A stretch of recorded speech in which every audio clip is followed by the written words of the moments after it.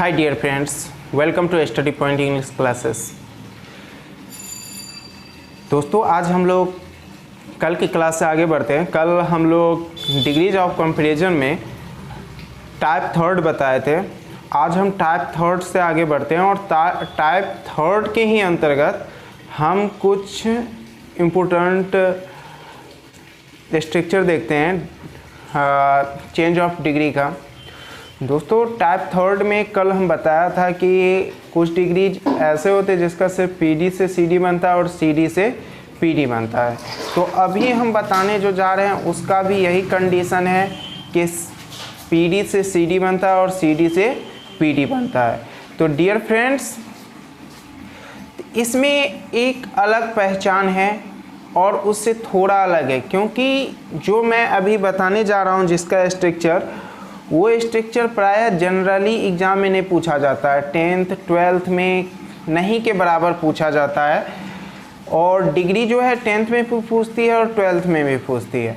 तो मैं आपको बताना चाहता हूँ जो अभी स्ट्रक्चर मैं आपके सामने रख रहा हूँ वो आपको जनरल कंपटीशन में प्रायः पूछती है और थोड़ा कुछ कन्फ्यूजन हो जाता है जब हम बनाने के लिए आते हैं। तो इसको हम कैसे बनाएं? तो डियर फ्रेंड्स, मैं आपको बोलता हूं कि अगर आप इस वीडियो को शुरू से अंत तक देखते हैं तो आपको इसे समझने में कोई कन्फ्यूजन नहीं होगी। तो चलिए दोस्तों, अब हम शुरू करते हैं कि ऐसे कौन सा सेंटेंस आते हैं जो पीडी में रहता है और सीडी में जब बनाते हैं तो उसको बनाने में थोड़ी सी ट्रिक और टेक्निक की ज़रूरत होती है। तो दोस्तों, ऐसे सेंटेंस में होता क्या है कि किसी एक नाउन या प्रोनाउन के साथ पीडी या सीडी में दो एडजेक्टिव या एडवर्ब आ जाते हैं। तो ऐसे सिचुएशन में हम क्या करते हैं, कैसे बनाए नहीं बनाए, इसमें हम लोग कंफ्यूज हो जाते हैं। और ख़ासकर जो इस रूल को बहुत सारे ग्रामर में भी नहीं लिखा है, जिसके कारण और परेशानी होती है और बहुत सारे टीचर भी छोड़ देते हैं, आसान समझकर बच्चे बना लेंगे। तो आप लोग इसको गौर से देखिए और हम बनाने की कोशिश करते हैं। तो नाउ वी स्टार्ट। देखिए दोस्तों, अगर टाइप थर्ड के ही अंतर्गत ये स्ट्रक्चर है, यदि किसी सेंटेंस का पीडी में स्ट्रक्चर आपको इस तरह रहे, सब्जेक्ट के बाद वर्ब, सब्जेक्ट के बाद वर्ब रहे, VERB वर्ब, उसके बाद एज, उसके बाद पीडी, फिर उसके बाद आपको एज रहेगा और फिर प्लस पीडी रहे। देखिए, हम इसको PD1 कहते हैं और इसको हम PD2 कहते हैं। ओके दोस्तों, इसको हम PD1 कहते हैं और बाद वाले को PD2 से सुनिश्चित करते हैं। तो देखिए, अगर ये पीडी में रहे तो इसका हम सीडी कैसे बनाएंगे? तो डियर फ्रेंड्स, कुछ नहीं है, सब्जेक्ट को हम सब्जेक्ट लिखते ही हैं, उसके बाद वर्ब लिखते हैं, उसके बाद देखिए PD2 को हम पहले करते हैं, लेकिन उसके पहले हमेशा मोर का प्रयोग होता है।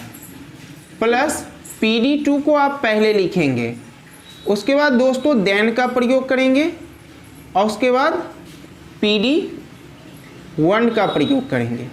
यानी आपको जो यहाँ एडजेक्टिव रहेगा या एडवर्ब रहेगा उसको आपस में क्या कर देना है, चेंज कर देना है। बस इसमें बस इतना ही याद रखना है कि आपको आपस में क्या कर देना है, चेंज कर देना है। तो dear guys, come to the point, now we discussed about some example. लेकिन मैं एग्जाम्पल बताने से पहले आपको इसमें भी एक बात ध्यान रखना होगा। अगर PD positive degree negative sentence में हो, निगेटिव में हो, तो अफर्मेटिव सीडी को आप अफर्मेटिव में बनाएंगे।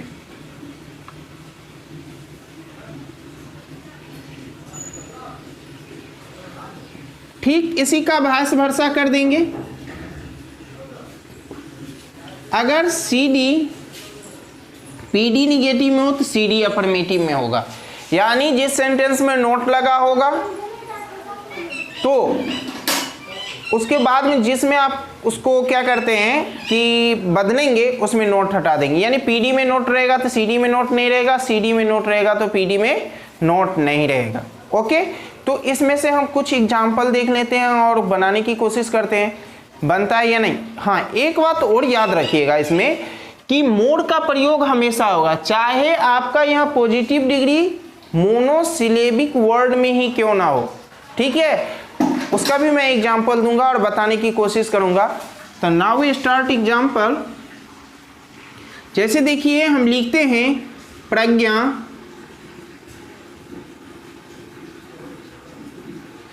Is as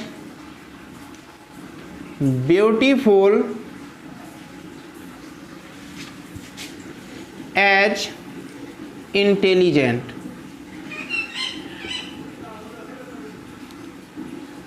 Pragya is as beautiful as intelligent. तो dear friends, come to the point. यहां आप देखेंगे लिखे हैं Pragya is as beautiful as intelligent. ये पॉजिटिव डिग्री में है, ये किस में है? पॉजिटिव डिग्री में। लेकिन यहां गौर से देखेंगे यहाँ दो एडजेक्टिव का प्रयोग हुआ है, एक ब्यूटीफुल का और दूसरा इंटेलिजेंट का। अब इसका सीडी कैसे बनेगा? तो दोस्तों इसका सीडी बहुत आसान है, अकॉर्डिंग टू स्ट्रक्चर देखिए और आप बना लीजिए। तो सबसे पहले ये देखिए, ये निगेटिव नहीं है, यानी पीडी आपको निगेटिव सेंटेंस नहीं है, तो सीडी जब हम बनाएंगे तो सीडी को हम निगेटिव में बनाएंगे। किस में बनाएंगे? निगेटिव में। तो डियर फ्रेंड्स, तो प्रज्ञा को हम प्रज्ञा ही लिखते हैं, सब्जेक्ट प्रज्ञा है तो हम लिखते हैं प्रज्ञा। कोई कंफ्यूजन? अब देखिए दोस्तों, इज के बाद यहाँ नोट लग जाएगा। अब यहाँ देखिए सीडी में क्या है आपका स्ट्रक्चर, ये जो ऊपर वाला जो स्ट्रक्चर है ये पीडी का है और नीचे वाला ये सीडी का है। तो देखिए यहाँ सब्जेक्ट वर्ब, और अभी आपको समझाया पीडी अगर निगेटिव में हो तो सीडी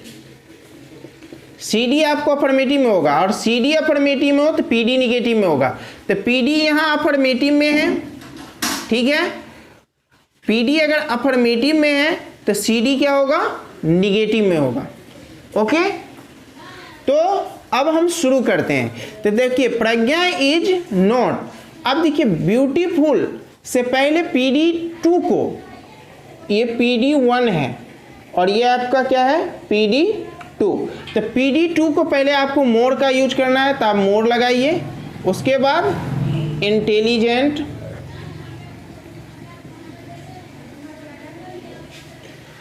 उसके बाद देन अब फिर PD1 यानी ब्यूटीफुल। दोस्तों ये बन गया। कोई कंफ्यूजन? नेक्स्ट एग्जांपल देखते हैं।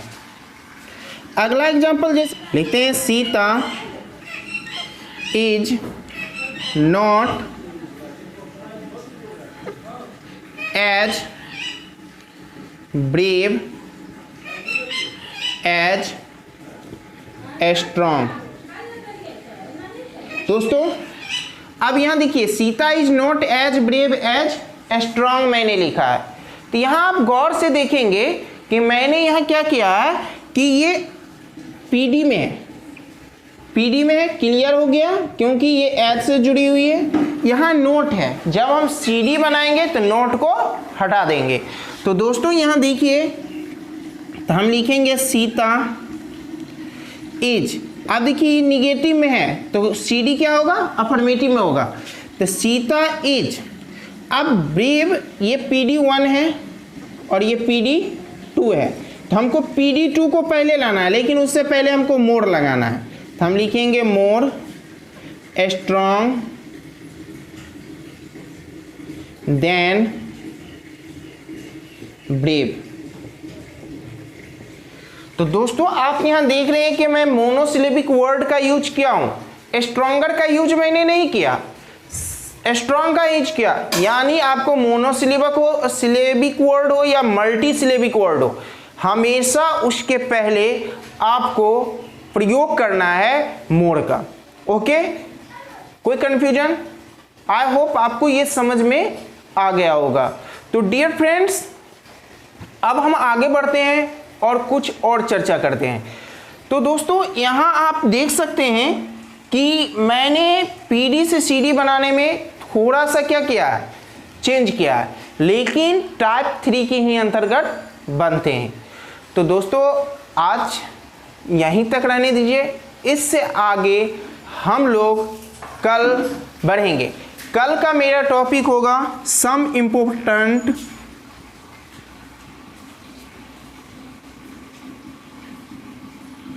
Fact of degree. कल हम डिग्री के कुछ महत्वपूर्ण तथ्य के बारे में देखेंगे जो आपको हमेशा काम देगा। इसलिए कल भी जिस तरह आज आप लोग देखें, रेगुलर मेरे वीडियो को देखिए, और ये क्लास जो आपको YouTube के माध्यम से करवाई जा रही है आपको बहुत फायदा पहुंचेगा, चाहे कंपटीशन हो, चाहे 10th की क्लास हो या 12th की क्लास हो। आप इसे रेगुलर YouTube के माध्यम से देखते रहिए, और मेरे नए व्यूअर मेरे चैनल को सब्सक्राइब अवश्य कर लीजिए, और अगर आपको ये वीडियो अच्छा लगा तो लाइक कर लीजिए और कमेंट बॉक्स में अपनी प्रतिक्रिया दीजिए। Thank you, see you again tomorrow.